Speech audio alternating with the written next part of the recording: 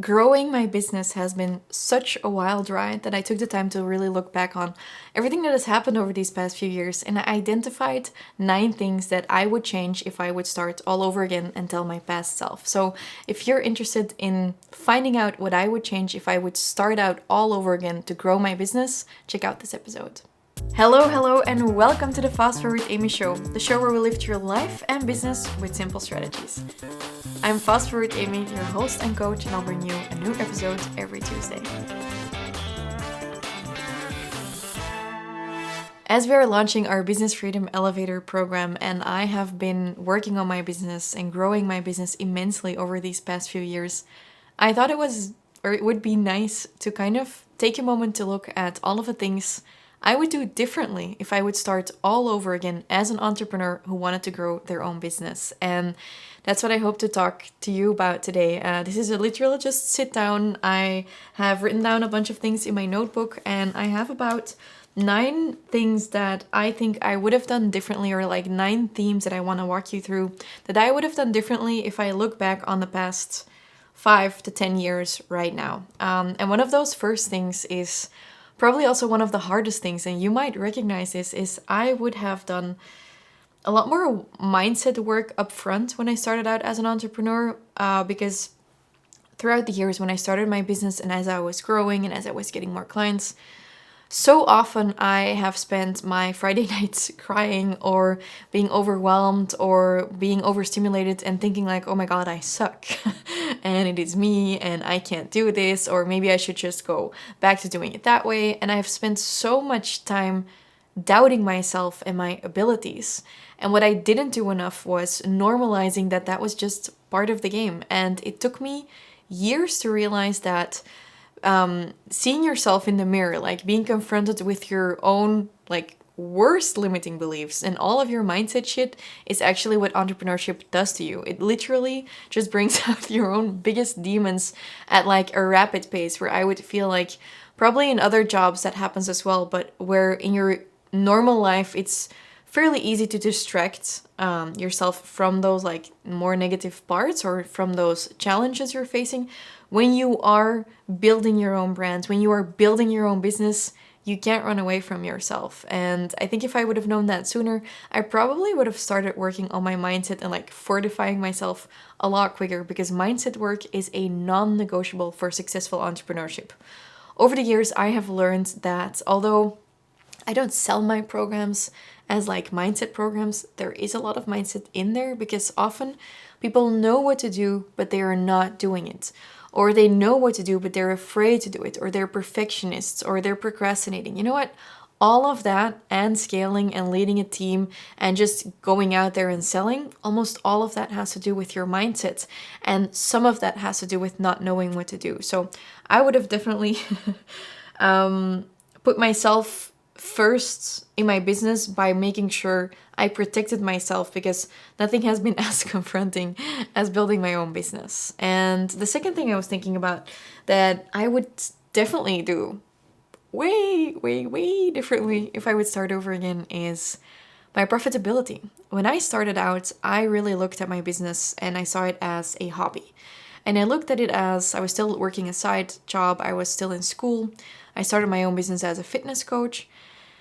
And you know what? I was just really happy people would even buy from me. In the beginning, I did it for free. I didn't even want money for it, because I was like, I don't have that much experience yet. And even as I did have the experience, even as I did have the credentials, I kept choosing to set my prices from what I saw other people doing, or to set my prices from my gut feeling of what I thought it was worth. And if I'm going to be honest with you, I even said this during a video or a live. I don't know where I said it. I wish I could take it back. But I said at one point, like, yeah, just set your prices from your gut. Hold up. Never do that. If I could travel back in time, I would definitely tell myself, make sure your business is profitable. I remember working with a fitness client that I saw multiple times a week. And he told me, Amy, are you sure that like your business model like works out? Are you profitable? And I was like, yeah. Because I was like, I earn heaps of money. Yeah. No shit, Sherlock. You're seeing like a huge amount of clients and you're spending all of your hours working, you can make a lot of money, but that doesn't mean that your business is profitable. So if I could go back, I would go and change that. I would make sure I had a smart business model.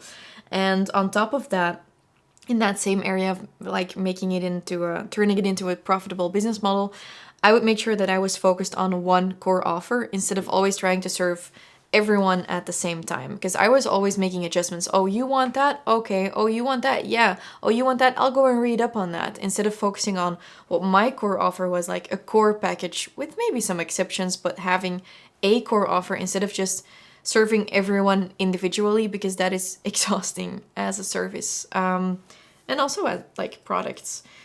What I want to add there though, how should I say this? So I've recorded podcasts on pricing. Podcast number 5 is about how to calculate your hourly rate. Podcast number 91 is about how you can make sure like you increase your prices and you communicate that to your clients. But what I've seen happening as well, which I should like say alongside this, is that you shouldn't just be selling whatever at whatever quality. Sure, make sure your business model is profitable. That means like implicitly that you are offering quality. So do I regret setting my prices too low? No, I don't regret how I started. I regret not looking at the numbers from a different perspective faster, not making it smarter faster, not making sure it was actually profitable instead of just looking at the cash flow. Because cash flow is one thing, profitability is an entirely different thing. Now, as you can imagine, I went fairly deep in preparing for this podcast episode. I was actually a little bit nervous to record it because people sometimes ask me, like, how have you failed in the past? And damn, I've failed so many times. I've hit the wall so many times.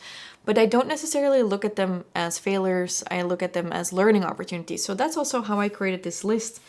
And I also looked at, my personal brands. I have over 60,000 followers on Instagram. I have a bunch of people on my email list. I run a multi-million-dollar company. I have another multi-six-figure company. I have over 10 full-time team members. So I consider myself to be successful. Not despite the things I've done wrong in the past, but because of the things I have learned in the past is how I've been able to grow.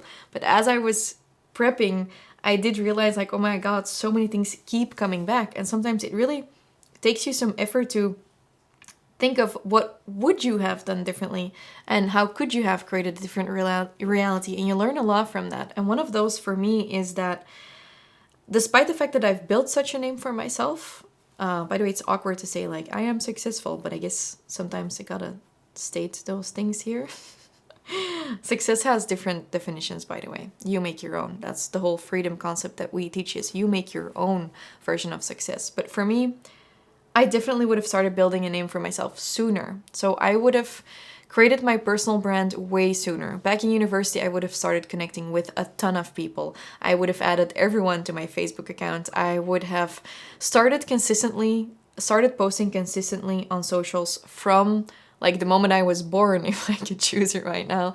And I would have started creating video way, way, way sooner. Because what happened is I built up a big following, but I waited a really long time to start with video because I don't have to tell you, but creating video or like talking content in front of a camera is very uncomfortable. And it takes you a long time to get good at it. But I started getting good at it by doing it. So if I could go back in time, I wouldn't have started creating video content when I did it, which was already fairly soon, like with just like a photo booth on my computer, before there were all kinds of apps and like the fancier iPhones and the great cameras and all the manuals and the videos on how to do it.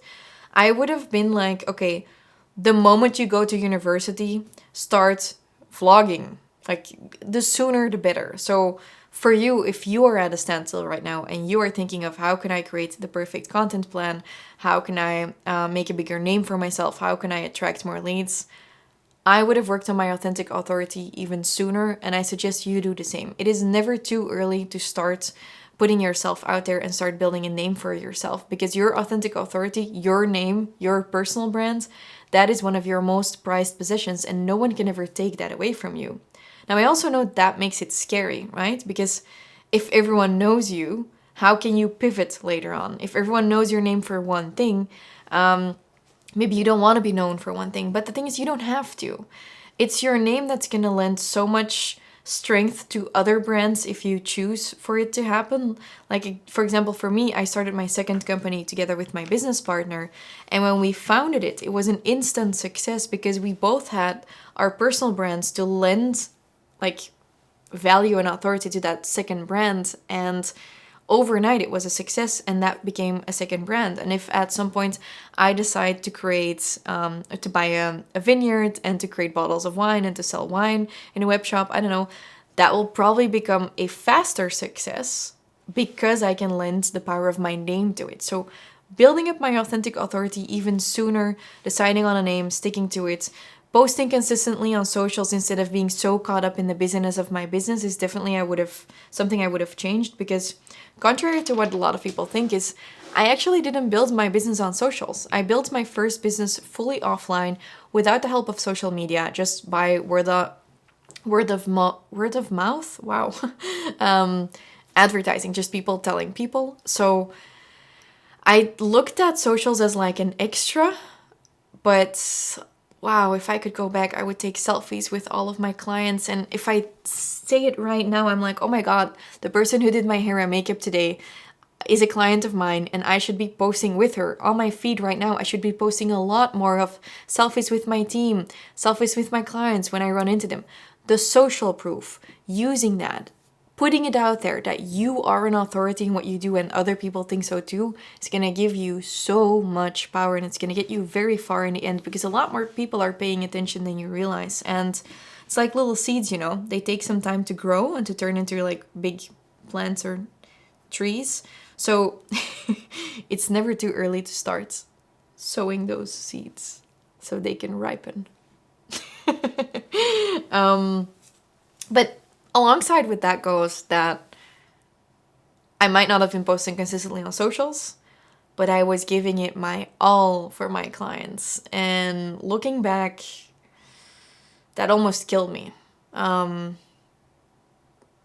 Maybe quite literally. I think I was fast enough to get myself, like, I have depression running in my genes, and I know the signs for myself, and I've been through a lot in my life, but I was almost burning out. I was living month to month, working month to month with my money. I felt like I had a lot of money, then I spent it all because I was working such long days and had no willpower. So looking back, I would have managed my energy a lot better. That sounded really weird how I just said that, but I would have looked at what do I want my week to look like instead of what can I do for my clients. I still feel like if you're a business who's starting out, you should try to give it your all for your clients, and you should be too strict, and you shouldn't set your prices too high and all of that.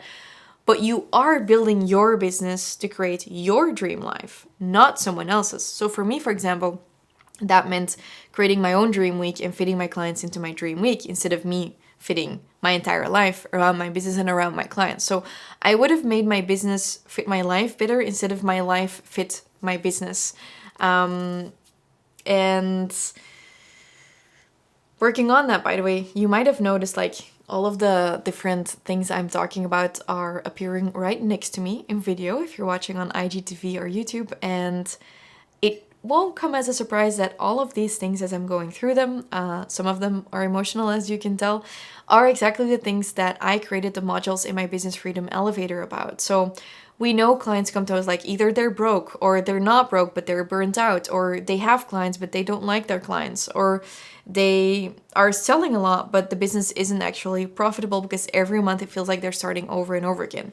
And what you see me talking about here is also how I structured that entire business coaching program. So if you've been wondering about if it could be a good fit for you, but as I'm talking, you're like, oh my God, Amy, I hear you. Yeah, oh, I could have done that sooner, or I could change that now, or oh yeah, that makes so much sense. Maybe my program makes sense for you even more. And feel free to go and check it out through fastforwardamy.com/elevator. I've also linked it up. I was like, do I just pitch? Do I just refer you to it? Yeah, I linked it up. You can go and check it out because it might be a really good fit for you. Because it's not based on thin air. It's not like most business coaching programs out there where some dude just decided to create a book, or like, here's a bunch of theory, or here's a bunch of steps you need to do. No. The one thing is like school-like lecturing. I don't like that. I didn't like school. The other thing is like, here's a checklist, but you don't know what you're doing. You're not teaching people the actual strategy. What we teach in our business coaching programs is both the growth mindset as well as the growth strategies that you need. And after a while, you won't need us anymore because you will have become such a growth boss who's so good at achieving their own version of freedom that you will be able to apply all of the lessons from our own business freedom framework into your business, into your life for the rest of your life. So if that sounds exciting to you, definitely go and look at fastforwardamy.com/elevator, because the things I'm talking about here today are all things we really like smash out in the BFE. I don't know if that was the right way of saying it, but the program is so great. Every time we see our clients going through it, we see all of the successes and the launches and how much happier and confident our clients become. It makes my heart leap. And that's one of the things my coach used to ask me, like, when you are doing something in your business, does it make your heart leap? Which brings me to something I would have changed, because that's what this episode is about. I would have started working with people that made my heart leap way sooner. Because when we look at sales, it's easy to think, I want to be profitable, I want to make good money, I want cash flow. But do you like working with those people? I remember waking up on Tuesday mornings were always really heavy. I was so tired because I was probably working for school the night before and then working full-time in my fitness coaching business. And on Tuesdays, I was always extra cranky. And I had late nights, but it wasn't because of that, because I love working, I love working with people. But there was one person on my schedule every week that was always late, that wasn't respectful to me, and that I didn't love working with. And it took me such a long time to figure that out. And I also didn't know how to say no to her, how to stop working with her. But once you get really good at sales, you're also going to get really good at identifying who you want to work with and making sure that you attract the right people, and also that you know how to not work with some people. Maybe you have a really big client that gives you a huge amount of cash flow every month and you don't want to say no to them. Maybe you have just one client every week that kind of just like makes you feel a little bit icky.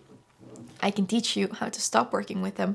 And it's exactly what I did. Over the years, once I realized it, took me a while, but once I realized it, I stopped working with those people.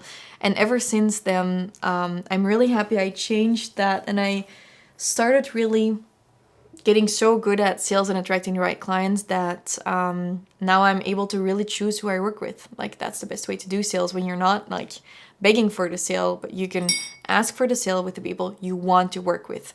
Going back, I think I would have told myself, maybe leave those blocks open if you feel about a client, and just preserve your energy so you can keep that for people who are worth it, and so you can work on actually growing your business. Sure, in terms of sales, I would have changed some other things, but I've always been fairly good at sales, which is why it's actually one of my favorite modules to teach in the Business Freedom Elevator. I started selling things back when I was 10 years old, literally. When I was 10 years old, I had my first business. I made jewelry, handmade, and usually when I say that, a lot of people are like, oh, I sold jewelry too, or I made that too. I actually became profitable at it. At 10 years old, I made 800 euros in profit. And I remember telling my mom, hey, you know what, Mom? Sales aren't that difficult. You just gotta smile at people. And although there is so much more, that has to do with sales, smiling at people and genuinely connecting is still such a big factor. But definitely, if you feel like you lack some confidence like I did back then to choose yourself in your business and also in sales, I highly recommend the sales module in the Business Freedom Elevator. Okay, back to what I would do differently. Ugh. I would have batched my content. And this is one of the things I still think, I need to become even better at that. Not just video content like I'm recording podcasts now, but really batching content. I used to spend so much time on my content and no time on my conversions and my sales. So if I could take a time machine and go back a few years, what would I say? I think I would tell myself to create some non-negotiables, both around content as well as around sales. And that's something I need to hear to this day still sometimes. I would go back and tell the me from the past, what's the sweet spot between attracting new clients and keeping your pipeline filled, as well as having the pipeline actually convert into paid clients. So for you too, make sure you don't lose all of your time and energy on social media or just on your business. Make sure there's always a balance between getting new traffic as well as actually converting the traffic you have. There's definitely a lot of leakages in my content that I would have also fixed, or like in my flows, but yeah, batching my content. I mean, I can't believe how much time I spent on creating new content every day and missing out on family moments because I was doing that because I wasn't batching it. So if I could go back, I would say suck it up. Get up earlier, make sure you spend 2-3 hours on your content, maybe even every week, and just make sure it's there. And then let it go, plan it in, just let it go.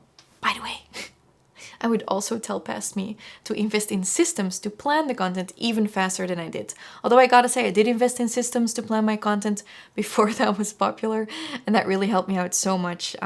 So if you're currently debating, should I invest in that $30 planner or shop or whatever? The answer is yes. Do it. It's going to save you so much time and energy that you're going to be able to focus on your clients, your content, marketing, sales, quality. It's worth so much more.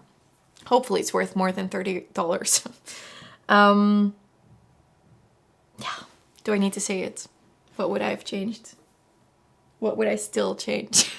What am I still changing? So many of these things are still, to this day, things I keep seeing, which is the nice thing in patterns and the nice thing in growth is that you always bump into the same things again, is email marketing. So many people say email marketing is dead. And back when I was starting, email marketing definitely wasn't dead. By the way, it's still definitely not dead. We recently had a 200K sales day through email marketing, so I don't think email marketing is dead. And it wasn't back then, but I just didn't know what the value was. I thought social media was really exciting, and with email marketing, it was just unknown to me. I just didn't know if it was gonna do anything. So traveling back, I would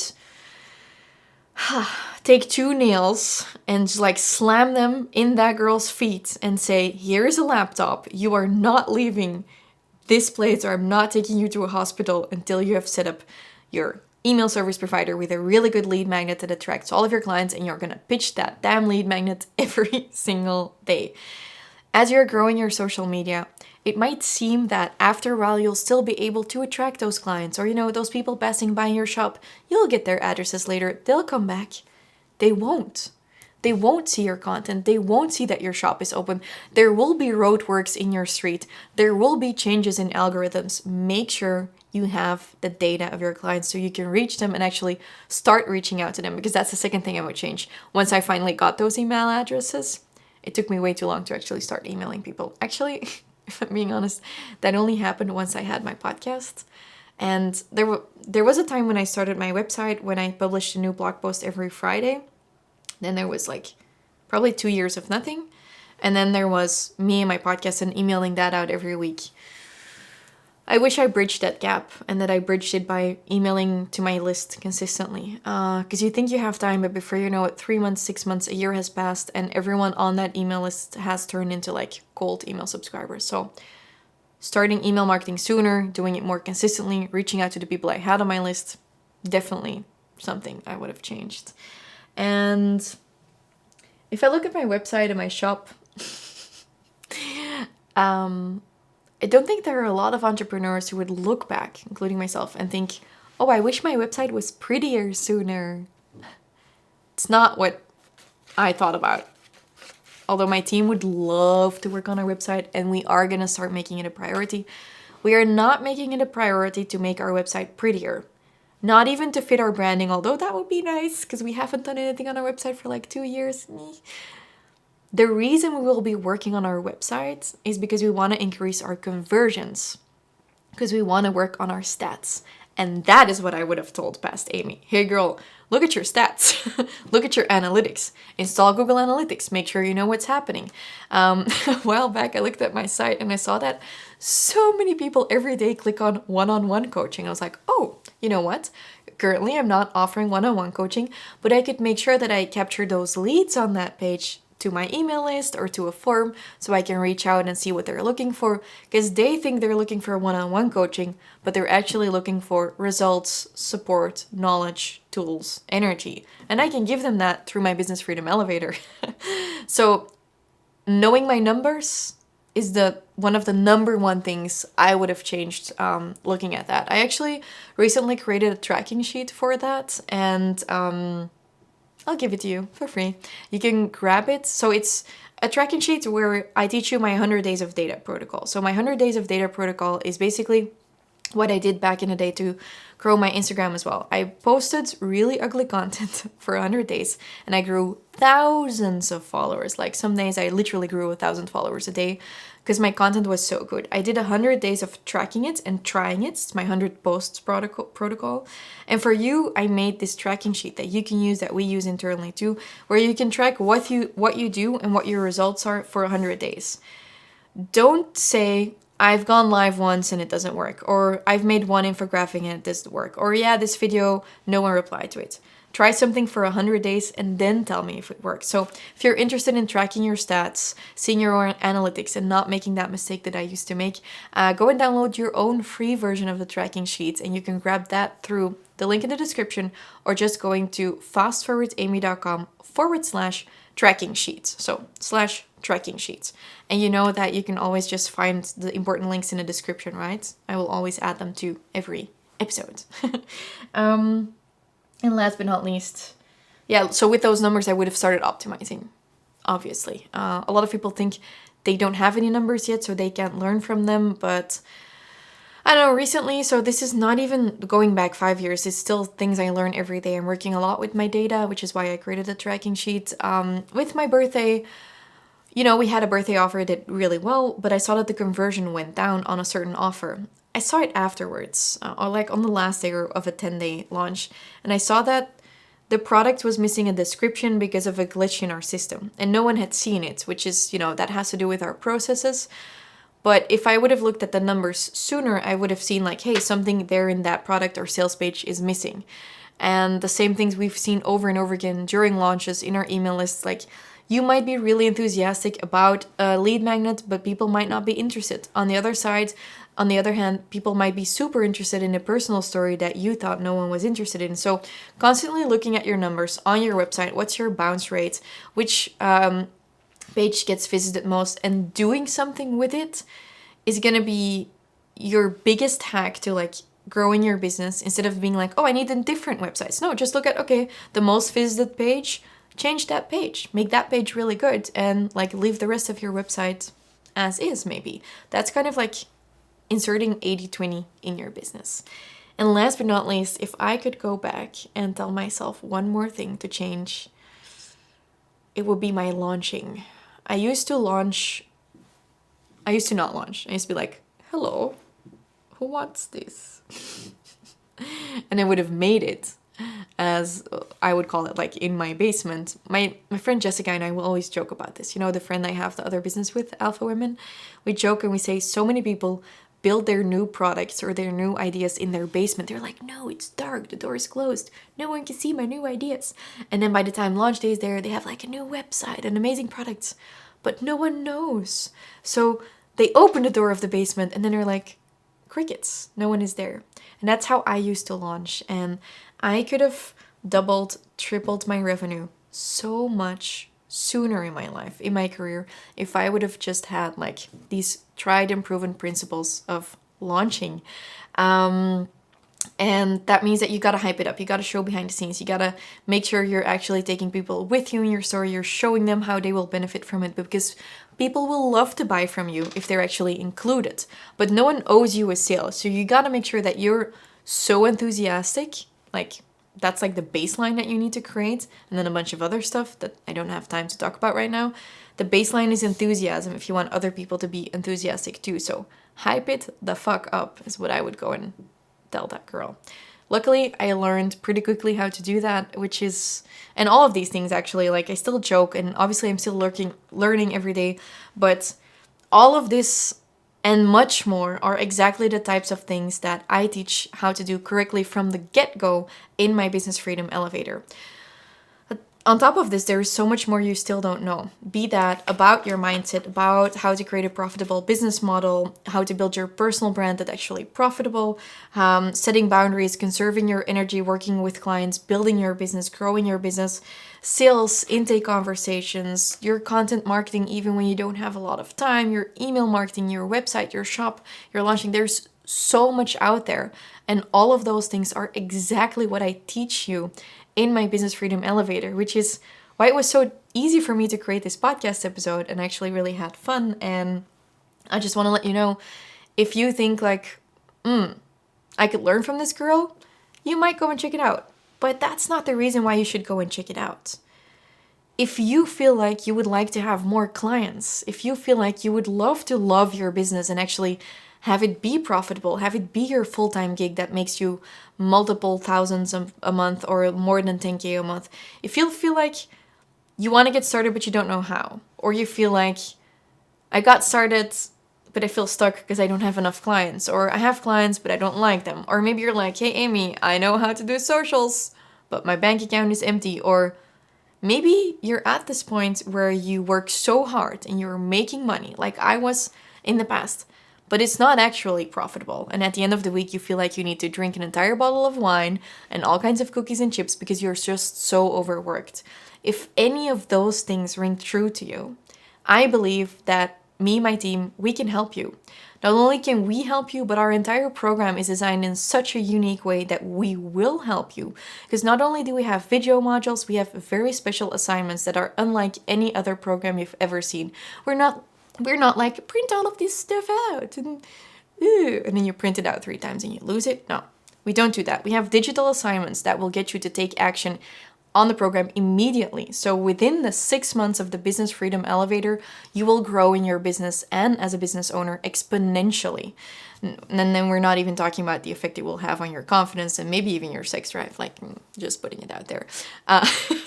Not only do we have amazing modules that will guide you through all of these different principles and themes so you can grow as a business owner and you can grow your revenue and your client database, but we also have so much support to offer you. I have a team that's growing every day. We are working every day so we can support you in your journey, because believe me, I know it is so lonely and scary sometimes to grow your business and to work on it, but you're not alone.